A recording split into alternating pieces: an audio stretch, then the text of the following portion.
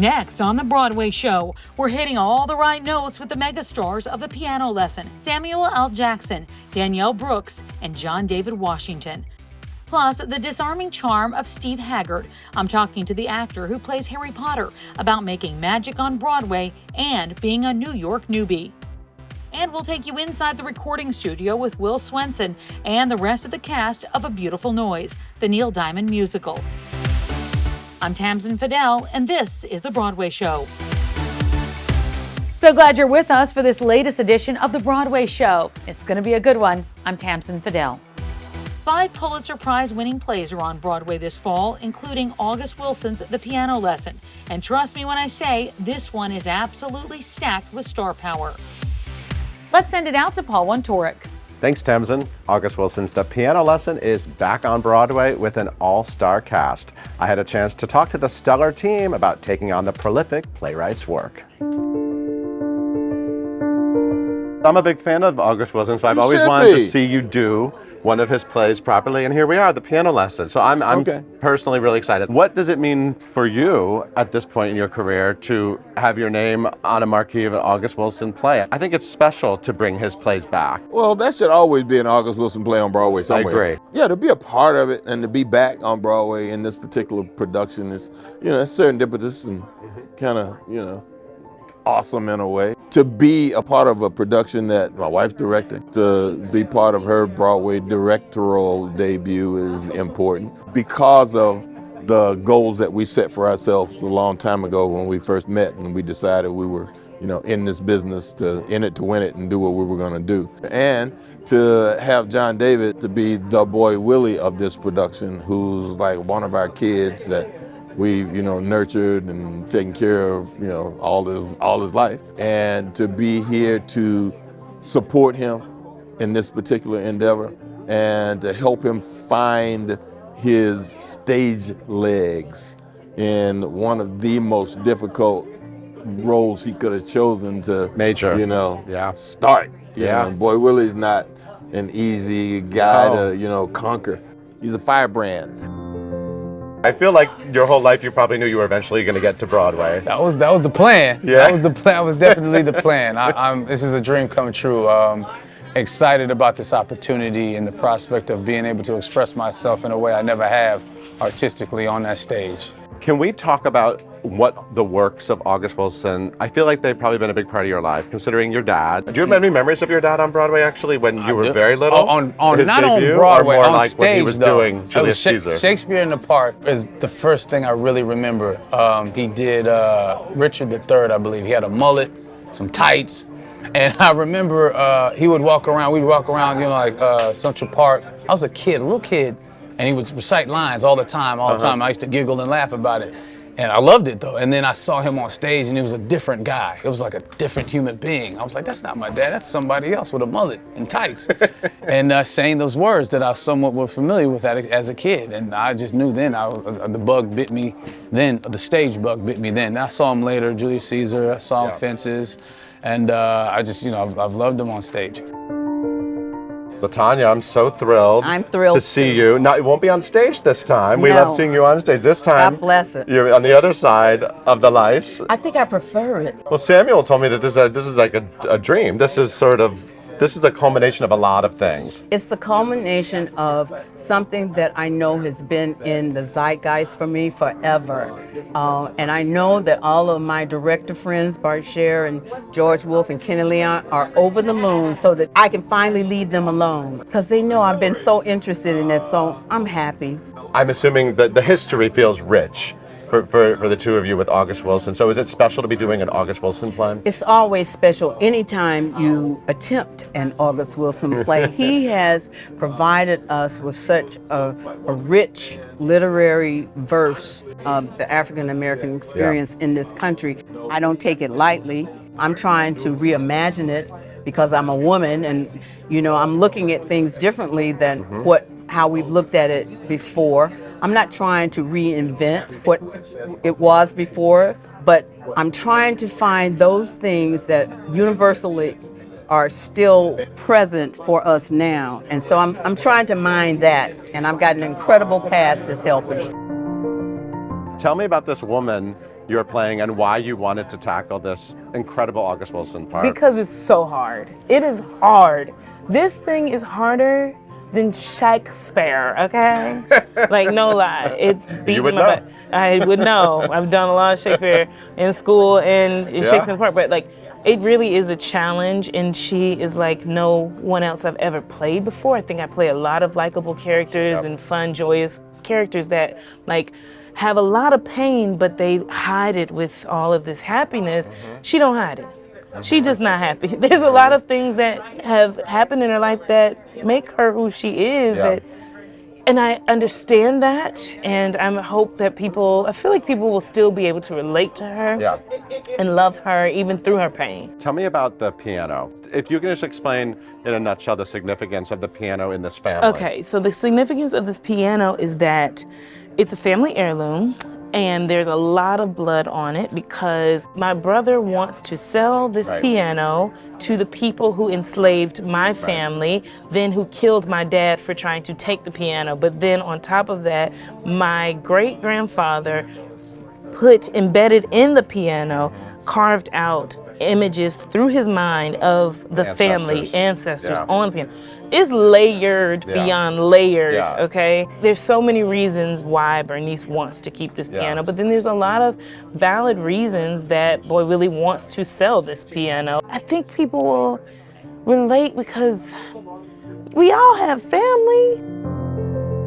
If you look at the careers that have been launched with August Wilson Plays and just how much it's meant to Black performers and to the theater world as a whole, what does it mean to you personally, and how much of your life have you been exposed to these works? I would compare it to me graduating from HBCU, Historically Black College, Morehouse College. And that prepared me for a world in a different way, I think, in a way that I needed. I feel the same way about an August Wilson play. It's a graduation of our culture, and I can be able to express this and showcase this to the world. And the universal themes in this particular piece, the piano lesson, are what most excites me. You know, that it's from our perspective, the African American perspective, coming up in this country, in this case, 1930s. But the themes that are deeply rooted in it can be relatable no matter where you're from. Every character is particular and very specific, and just the back and forth. You can go so many different places with these words because you ain't no need to ad lib. There's no need to add anything. You just let the words do the work for you. Play it now, play it now, play it now, my baby, crackin' rosy, make me smile. There's a new cast album in the works for A Beautiful Noise, the Neil Diamond musical, and the single Cracklin' Rosie is already available on all streaming platforms. Will Swenson plays Neil Diamond in the musical that charts the singer's rise to stardom. The cast album, set to release digitally November 2nd, the same day A Beautiful Noise begins previews. Sure, the child is cursed, but the story? Well, it is pure magic. Harry Potter and the Cursed Child underwent some structural changes during the Broadway shutdown, but it is back, tighter than before, and totally disarming Expelliarmus. I sat down with the actor who plays grown-up Harry Potter, Steve Haggard. Well, it's good to see you. It's good to see you. Well, so I have to ask you, you are a newbie to New York. How has it been treating you? It's a little bit different than what we were used to. It's great. I have been falling in love with it. Chicago was like my home and my heart for a long time. I'm just surprised that I feel so at home in New York. There's always a changing, there's always a going and a movement about New York that I've never been any place like it. I couldn't agree more Listen with you. to me, I'm such a tourist. I know, I love it. I want to take you on the big red bus or whatever that is. Show me New York. And I get to go to work every day and be Harry Potter, so that helps. Yeah, that's not a bad gig, right? Yeah, it's pretty good. Well, talk about how that happened, because originally you were Harry and Draco, correct? Sure. And how long did that last before you got the... Well, I was the understudy for Harry and Draco, and so I was able to do Harry a couple times in the two-part, and Draco, which was a lot of fun to be able to sort of do the different versions of that. And then after the shutdown, we came back and I opened the show as Harry. They asked me to be Harry, and I said yes. I think I'll do it. Yeah, Maybe, let me think about it. One of my favorite things about doing the show is getting to see people experience the Wizarding World in a different way.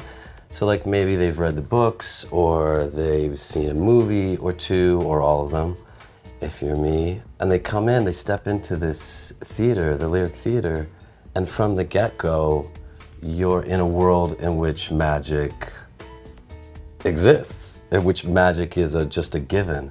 To be able to experience that every day new with a new audience is, that's really a joy. I think what's exciting is so many people, I think myself included, waited so long to dive into that world, right? Like we imagined it in our heads, we saw it in a movie, but it wasn't really tangible. And I think the theater, the show makes it feel tangible, right? One of my favorite things is to hear kids who come see it, and I'll do an illusion. We rehearse these illusions for months. We're very precise about them because they are happening every time right in front of the audience. And they have to be very precise to work. Hearing the kids in the audience go, like, what? And the adults, by the way. Well, that too. I had a friend who came to see it. They kept being like, how do you do that? How does this work? How does this work? And at some point over the course of the show, they were just like, I give up, I give over. I don't know how it works, I don't know. You really are magical. Yeah. But I think that energy is what makes the job such a pleasure to do, because you remember like, oh, someone's experiencing the Wizarding World for the first time tonight. Let's talk about how you got started in theater and acting. You've had a lot of different jobs, I understand, from Chicago, right? Oh, sure. I've had a lot of different jobs outside of theater too. But what did you have? Oh man, I had some weird jobs. I moved libraries. What does that mean? Did you know that libraries have to move from time to time? So I don't know. It was me and like a lot of library. I don't know. You move like books? Colleges. Yeah, you move books. You go and you move books. You put them on a truck. You move the furniture around. I mean, you have to make a living. I was a waiter. I'm a terrible waiter. You are? Why? Yes. You can't remember? How could you not remember orders? You remember lines all night long. I get so stressed out. I once dumped a tray full of, I got fired this night, but I dumped a tray full of ice water down this lady's backless dress. It was terrible. My manager was like, Steve, can we have a conversation? And then we both mutually agreed that it was not the best job for me. So it wasn't firing, it was a negotiation. Yeah, we worked it out. Broadway just celebrated the opening night of Tom Stoppard's Olivier-winning play, Leopoldstadt. The cast is led by a couple of Broadway favorites, Casey Levy, Brandon Uranowitz, and more. When I first read the play, it connected with me in a way, so deeply, in a way that I've never experienced before. I mean, what I dreamed about doing as a kid, the things that I dreamed about doing is literally this. It's really important that I think this story is telling the audience about the joy and the prosperity and the happiness of these people before tragedy fell. And I think it makes us appreciate the tragedy more of what happened when we know these people as people. It allows the audience to understand that it's not just this tragic idea that these people were lost. It's many small stories, which is what life is, right? You don't have to have a parallel in your own life to find your own journey through it. You don't have to be Jewish. You don't have to connect in a very primary, personal way. All you have to do is just come and watch a story of people that travel through generations, and they have joy and loss and grief and hope. Everyone can find their own family story through that, and it's universal. Still plenty more to talk about on this edition of The Broadway Show. Coming up, she's a rock icon. Melissa Etheridge is here to talk about her upcoming off-Broadway residency. This is The Broadway Show, and we're back in just a few.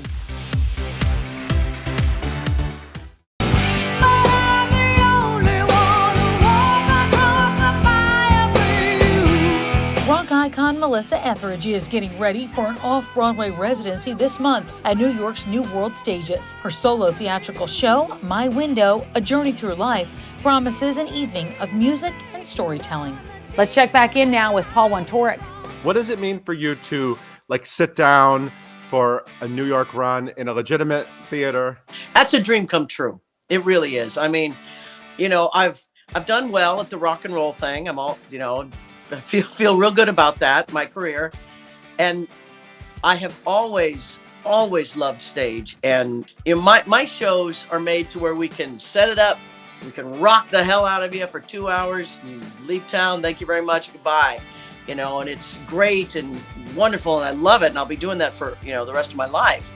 But to be able to be in one place and really set up production and set up a stage that's going to tell a story from birth till now, and I'm going to take people through, and I'm really going to bring them into my life, really tell my my story of coming out, of being gay and being gay in Kansas, and you know, coming through all that, and then cancer, and then, you know, ultimately losing my son a couple years ago, and just how that journey has been and what it's been, and to really be able to not only give it musically, but theatrically, and we have projections and, you know, set, and just, I'm really excited.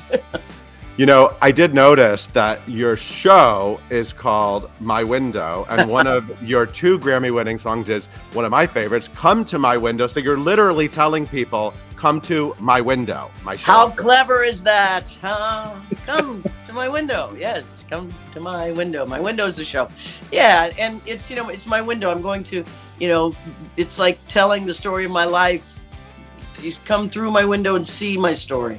Probably the hardest part was choosing which songs I was going to do. I'm actually doing some songs that my fans aren't used to hearing, some really deep tracks, but also, you know, you'll hear the familiar songs also.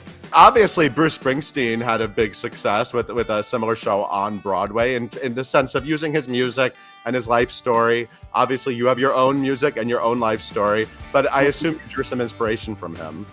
Oh yeah, I'm so grateful for him, because he really knocked down the door to, it was hard to kind of bridge that, you know, Broadway was Broadway, rock and roll music was rock and roll music. You know, they were doing some jukebox musicals and everything, but as an artist, to go to Broadway and present something, he was the first that showed, hey, it can be done, and it can be, you know, financially rewarding. And so finally, after he did it, that's when I finally got interest. People were like, okay, let's try you. We'll try you. I'm like, good. You've been flirting with Broadway for a while. I'm sure people have come to you with jukebox ideas too, with your songs. Have you ever considered that, or are you considering writing a musical still? Oh, I would love to write a musical with all original music. I was approached a few years ago to do the Mystic Pizza, but they wanted it to be a jukebox thing. And I was like, no, please let me write new songs. And it just didn't work out. So that went away. In 2011, I substituted for Billy Joe in American Idiot for a week. I know, you were fantastic. That was so much fun. That's when I was like, oh, I got to do this again. You know, I just loved it.